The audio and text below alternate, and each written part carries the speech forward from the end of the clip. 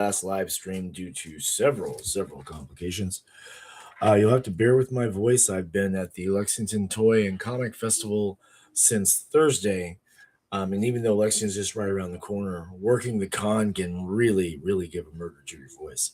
So, our live stream tonight, we're going to talk a little bit about the Lexington Toy and Comic Festival 2026, my experience on that. And also, I want to talk about a couple of people I encountered who I think are very noteworthy in my convention experience.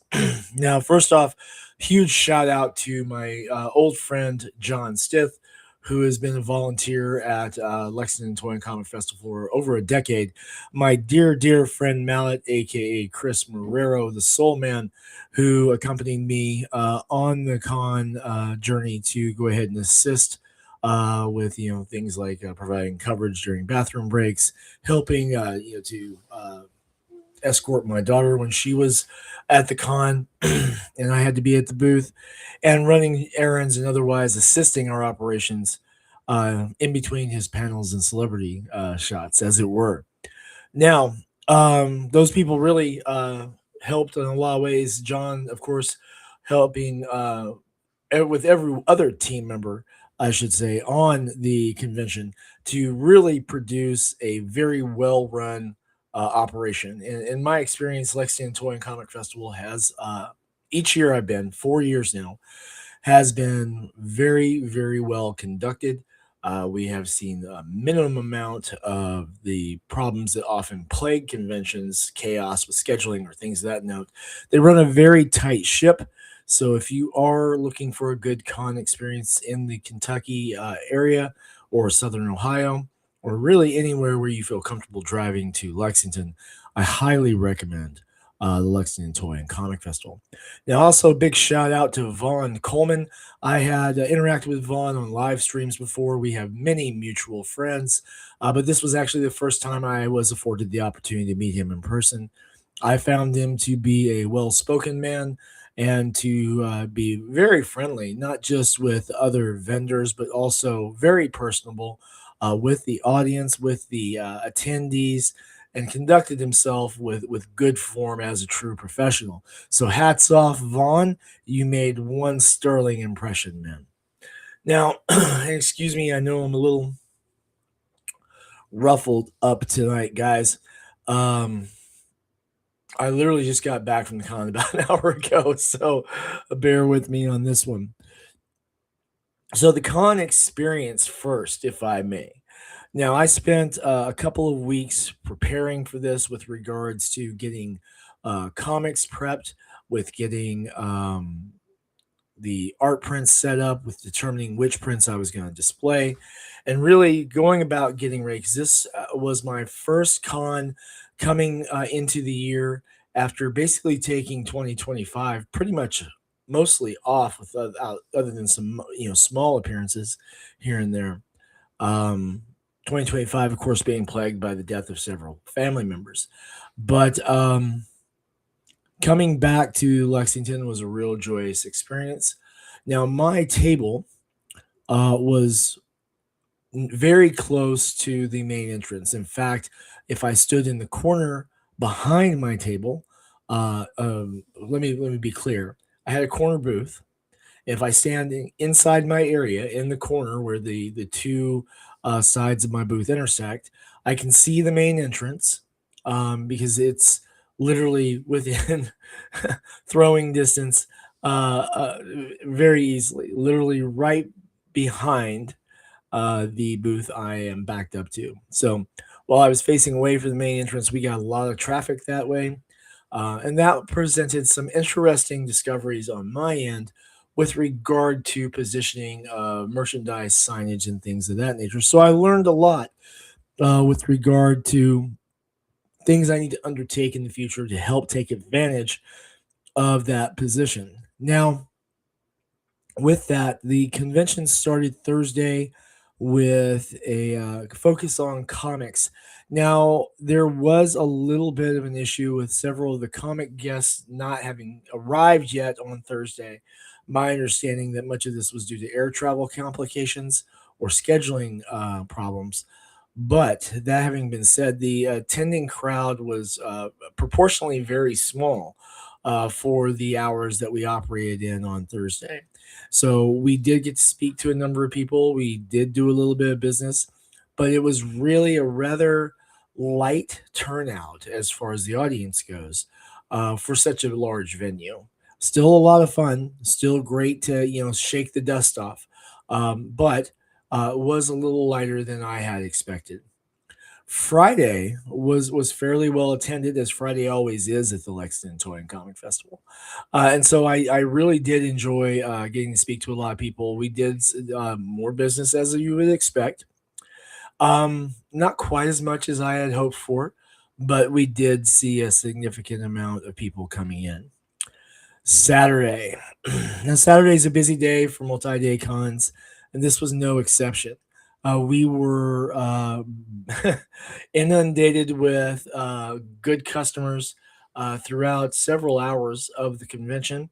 There were a few dead hours during key panels and celebrity events and such like that, as is commonly expected. But it was really a fantastic bit of business and met some wonderful, wonderful people. And then Sunday, today, final day of the con. And this is where again we see that the professionalism of the con organizers shows through here. Coming into the day, I was like I said, a little bit behind of where my projections were, but we came in strong. We of course are profitable at the end of the day, which is great. So our streak of being profitable in all convention appearances except one, and those con organizers know who they are. We had a really good time. I should actually probably turn on the chat because I don't think I've done so. And there we go. That was a good thing that I saw the little dot. We've got Niobe Comics, Larry Patrick Higgins, the mad Canadian, I'm sorry, the angry Canadian himself. Larry, it's good to see you, man. I hope you're doing okay. Yeah, we were profitable, brother. We were profitable. Um, and also, got to meet some people whom I hadn't met before. Mr. Campagna, for example, that was good to meet him. Provided him with a few copies. He is acquainted with several of the people I'm acquainted with, but this was the first time I had the opportunity to meet him personally. And of course, as I said, I did get to meet one Von Coleman, so that was good as well. I guess bear with me because it's been a minute since I've streamed. We're gonna go ahead and put this so that we can see the chat on the stream now as well. And this should help eliminate confusion on what I'm responding to. So for everyone who's watching this again, sorry that I'm a little rusty on this, but I'm glad to be here. Now, I want to give a few shout outs. We're probably not going to do a full hour tonight because I am really freaking beat. But first, there's a gentleman who I've seen at conventions in several times at this point. Brett Gray, an artist of singularly remarkable talent. So I'd like to give you guys a shout out on him. I will see if I can find a link to his socials and post those in here. His business card has a QR code, which I believe is to his link tree. I will go ahead and test that theory before I put the link up, and then we will be good to go. The other artist I want to speak on is someone who was brand new to me, Carolyn Bergen at carolynbergen.com. Now, Carolyn's art was, in a word, amazing. In fact, I'm hoping to commission her for next year's Art by Humans magazine. But I did purchase one piece. I was a little torn as to which one I was going to get. I'd like to share with you guys just the wonder of this artist's talent. My camera really doesn't do justice to this. She has a really amazing grasp of depth, contrast, and construction on this. And I would like to strongly suggest everyone who watches this give her a follow. Carolyn Bergen, Caroline, last name Burgen, and that's at Carolyn Bergen. And see, you can find her website at carolynbergen.com. Tell them the Sinopa Publishing guys sent you, okay? Very, very remarkable. And her father were manning the booth. Their booth design was simply exquisite. It was on par with anything I've seen done by Pete Vasquez, by Tom Hutchinson, by Henri Compton. Um, really on par with anything I've seen even done by Polito. It's just a really creative use of the space that was available. Color contrasts were present that accentuated the art and drew the eyes to it. Really, really remarkable. And they were such kind people. I got to speak with them several times. So definitely give them a look, enjoy the art. And like I said, tell them I sent you just so that they know where the traffic's coming from, okay? Because honestly, I'd like to see more people um, going forth and spreading the good word about these amazing talents that exist that show up in our convention spaces. Now, I had a really fun time speaking to a few YouTubers. Got invited to a number of shows. One in particular, Spencer, if you're watching this, man, always good to see you, bro.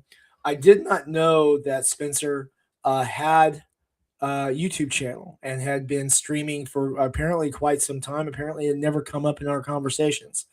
But he's the host of Dingus Den. That's DINGUSDEN on YouTube. So, guys, check him out. Let's get him some more views and get out there. And now, another thing, too, our buddy Larry is in the chat. If you haven't read Niobe, make sure you go ahead and follow his YouTube channel. He's always going to let you know what he's got going on his crowdfunding campaigns.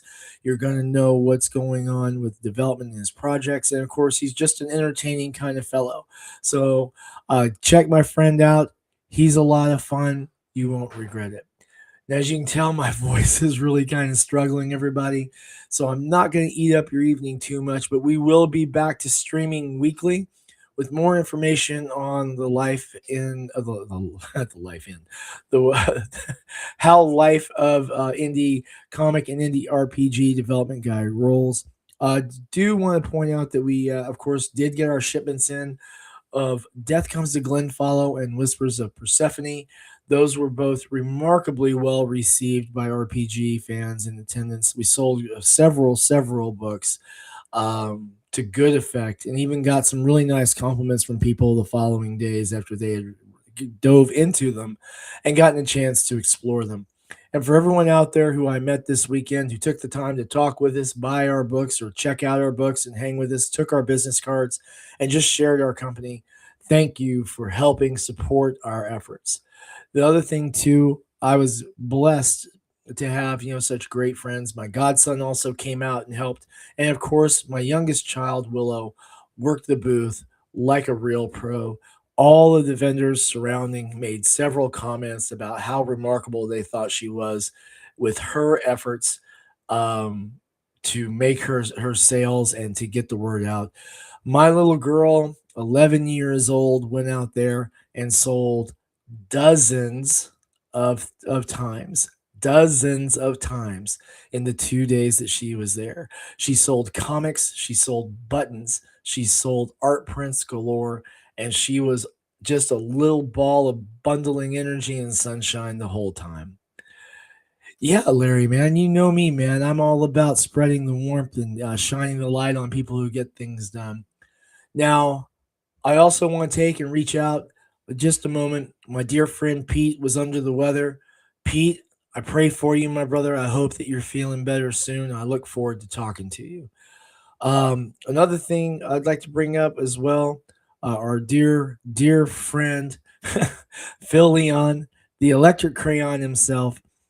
Guys, if you're looking for a colorist who does the job and does the job reliably and on time, make sure you check him out. You can find him on all the social medias, and you'll see him in chat with me and Larry and a number of other people time and time again.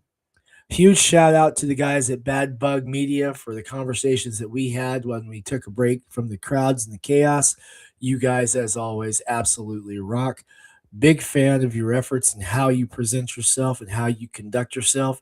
You guys have been fulfilling your obligations, taking care of your artists and your creators, and making things happen. And that's always good to see. And the last thing I want to give is a good shout out to, of course, some of the legends in the area of indie comics. I'm talking about Madeline Holly Rossing. I'm talking about Mike Shea, Tom Hutchison's, J.D. Calderon, and so many others who work in the trenches day in and day out. Larry, and of course, Max DeVille and Johnny Reed. Guys, these are folks who are out there telling their stories, making their books, and trying their best to outperform what their promises were to their backers and to their customers, their readers, and their fans. So huge shout out and just tons of respect to all of them. And for the artists whom I love to work with, Pete, Alexia, Damien, Nick, Christian, Sandra, Kelsey, and on and on and on. And of course, I'm going to sit here and get myself in trouble for not mentioning everybody. But of course, Lotus Blair, you know, and Zach and the other Zach. And of course, then we also got Justin and Jason. And then, of course, Aisha. Guys, you guys are fantastic. And without you, Sonoma Publishing would not have achieved even half of what we have so far. So the future's ahead of us. It's a rough way to walk, a rough road to walk. I'll get it there. It's a lot of work. You have to overcome trials. You have to be tougher than the opposition. You have to be thick-skinned. You have to be honest, even when it's easier just to shrug it off and bullshit your way through life. To take care of your customers and tell the stories you were meant to tell. So, as we're back to streaming, I want to say to all of you, hey, this is Sam Quinton in Frankfort, Kentucky, Sonoma Publishing. Make sure you take care of yourself, stay hydrated, take care of your medication needs, and remember, in a world where you can choose to be anything, please do choose to be kind. Thank you very much. I look forward to your comments, your questions, your criticisms, and your concerns. And until next week, Sam Quinton out.